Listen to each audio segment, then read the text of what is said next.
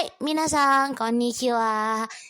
Perkenalkan, nama saya Shirin Arabella Arfiani dengan NIM J1F025008. Minasan, konnichiwa. Perkenalkan, nama saya Nisrina Nur Azizah dari Program Studi Pendidikan Bahasa Jepang dengan NIM J1F025010. Minasan, konnichiwa. Perkenalkan, saya Putri Sondang Bulan Lupis dari Prodi Pendidikan Bahasa Jepang, Fakultas Ilmu Budaya dengan NIM J1F025054. Hai, minasan, konnichiwa. Perkenalkan, nama saya Seluya Nailika Anakuyanesia dari Prodi Pendidikan Bahasa Jepang, Fakultas Ilmu Budaya dengan NIM J1F025082. Halo semuanya, selamat datang di pembelajaran Bumpo Minano Nihongo. Pada video kali ini, kita akan masuk ke pelajaran ke-23. Di pelajaran ini, kita akan belajar cara membedakan penggunaan kata toki dan to dalam bahasa Jepang. Keduanya sama-sama sering diterjemahkan sebagai ketika atau kalau, tapi fungsi dan cara pakainya berbeda. Supaya kita tidak bingung saat membuat kalimat, kita akan bahas pelan-pelan ya minasang, mulai dari arti, pola kalimat, sampai contoh penggunaannya. Yuk kita mulai pembelajarannya. Nah, minasan, sekarang kita mulai dari kata toki. Dalam bahasa Jepang, toki digunakan untuk menyatakan waktu terjadinya suatu kegiatan. Biasanya dipakai saat kita ingin menjelaskan saat atau ketika melakukan sesuatu, lalu dilanjutkan dengan aktivitas lain. Jadi, tindakan sebelum toki ini menunjukkan waktunya, dan kalimat setelahnya adalah kegiatan yang dilakukan pada waktu tersebut. Secara umum, arti toki ini adalah saat, ketika, atau waktu. Nah, untuk kata toki, kita bisa menggunakan rumus seperti yang ada di sini ya minasang. Yang pertama ini ada kata kerja biasa, lalu kata sifat i, lalu kata sifat na, dan kata benda no. Kemudian ditambahkan dengan kata toki, dan yang terakhir ditambah kalimat utama. Di sini kita akan membahas pola kalimat yang menggunakan kata kerja biasa beserta contohnya. Contohnya, jika kita ingin mengatakan ketika bermain bola memakai jersey, pola kalimat yang digunakan adalah kata kerja biasa atau futsuke diikuti toki, diikuti kalimat utama. Jadi, jika kita menggunakan kata kerja dalam bentuk kamus, nai atau ta, semua bisa dimasukkan sebelum toki. Jadi, ketika bermain bola memakai jersey bila diubah menjadi bahasa Jepang dalam bentuk pola kalimat kata kerja biasa menjadi saka surutoki jajio kimas. Nah, kalimat atau kata yang digaris bawahi itu merupakan kata kerja biasa. Bentuknya dapat diubah menjadi bentuk kamus, bentuk nai, dan bentuk ta. Selanjutnya, kita akan membahas pola kalimat yang menggunakan kata sifat i. Untuk kata sifat i tidak perlu diubah dalam bentuk apapun seperti saat menggunakan kata kerja biasa. Di sini contohnya, ketika sedih mendengarkan lagu. Jadi, saat diubah menjadi bahasa Jepang, kanashi toki ongaku kikimasu. Pola kalimat ini sudah jelas dan tidak perlu diubah dalam bentuk apapun. Selanjutnya, kita akan bahas pola kalimat yang menggunakan kata sifat na. Untuk kata sifat na, sebelum toki harus ditambah na. Pola kalimat yang digunakan yaitu kata sifat diikuti na, diikuti toki, diikuti kalimat utama. Contohnya, ketika senggang bermain game, yaitu himana toki game wo shimasu. Dan yang terakhir, kita akan bahas pola kalimat yang menggunakan kata benda no. Nah, kalau yang digunakan adalah kata benda, caranya ini sedikit berbeda ya minasang. Sebelum toki, kita harus menambahkan partikel no. Ini penting supaya kalimatnya terdengar alami dalam bahasa Jepang. Contohnya, kalimat ketika hujan memakai payung menjadi ame no toki kaso sukaimasu. Jadi ingat ya, kalau kata benda itu urutannya kata benda, lalu partikel no, lalu toki, dan yang terakhir itu kalimat utamanya. Dan sekarang kita kembali lagi ke pola kalimat yang menggunakan kata kerja biasa. Di sini terdapat 2 pola kalimat minasang. Kira-kira perbedaannya apa ya? Yuk kita cari tahu bareng-bareng.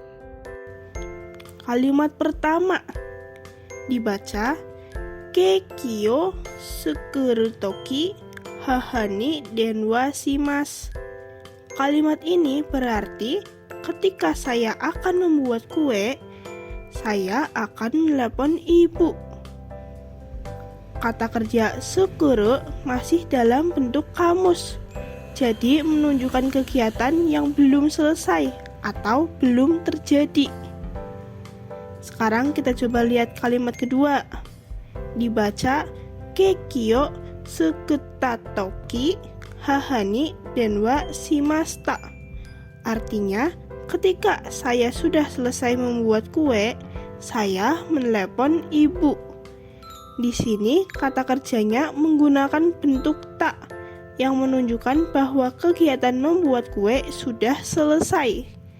Dari 2 contoh ini bisa kita lihat bahwa bentuk kata kerja sebelum toki sangat mempengaruhi makna waktu dalam kalimat. Inilah kenapa penggunaan bentuk kata kerja dengan toki perlu benar-benar diperhatikan ya minasang. Sekarang kita masuk ke latihan. Coba buat kalimat bahasa Jepang menggunakan pola toki berdasarkan kalimat berikut. Yang pertama, ketika makan, jangan gunakan ponsel. Yang kedua, ketika tas itu masih baru, tas itu tidak mahal. Yang ketiga, tolong berhati-hati ketika jalanan ramai. Dan yang keempat, saya sering bermain di sungai ketika masih anak-anak. Silahkan pause videonya sebentar dan coba dikerjakan sendiri dulu ya. Oke, mari kita bahas jawaban dari latihan soal yang ada di slide sebelumnya. Nomor 1. Gohan wo taberu toki, keitai wo tsukawanai de kudasai.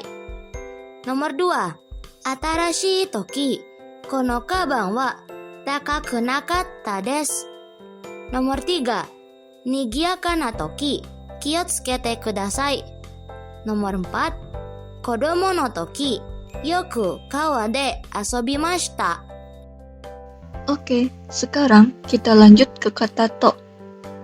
Berbeda dengan toki, kata to digunakan untuk menyatakan hubungan sebab dan akibat.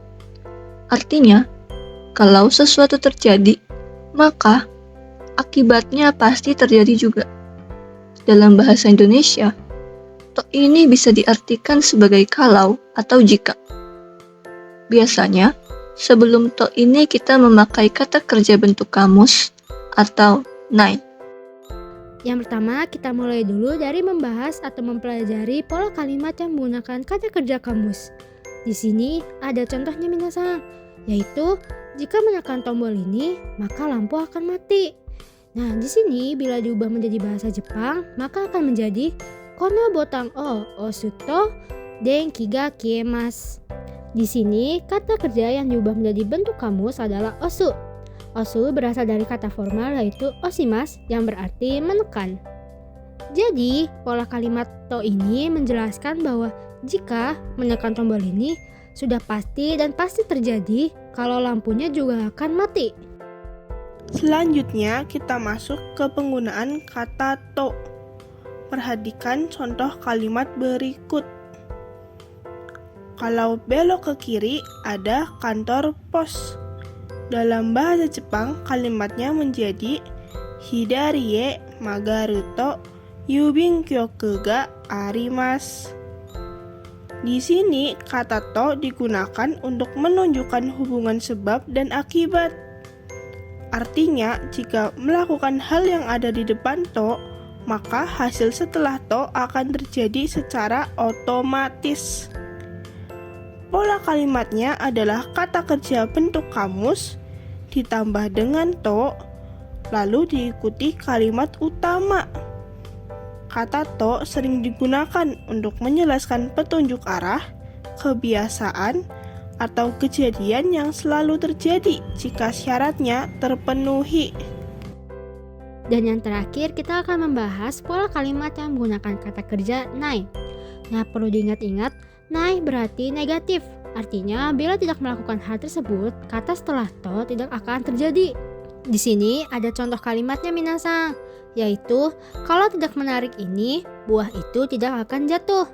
Nah, kalau diubah menjadi bahasa Jepang, menjadi koreo hikanai to anakudomo wa ochimaseng.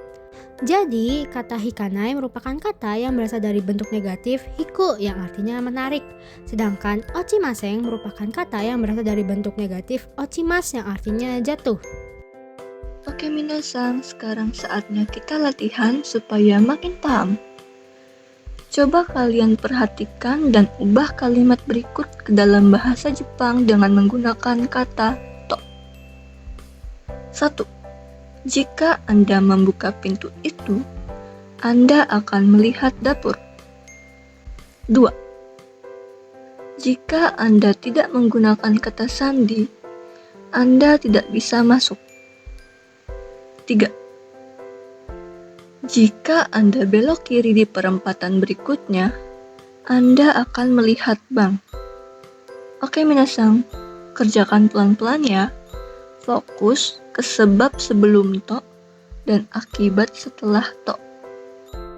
Oke, mari kita bahas jawaban dari latihan soal yang ada di slide sebelumnya. Nomor 1. Ano doa o akeru to daidokoro ga miemasu. Nomor 2. Password o tsukawanai to hairemasen. Nomor 3. Sugi no kousaten o hidari ni magaru to ginkou ga miemasu. Minasang, terima kasih sudah mengikuti pembelajaran materi Mina Nihongo Bumpo bab 23. Semoga Minasang paham dengan materi yang telah dijelaskan oleh kami. Jangan lupa dipelajari lagi supaya semakin lancar dan sampai jumpa lagi di pembelajaran berikutnya. Arigatou gozaimasu.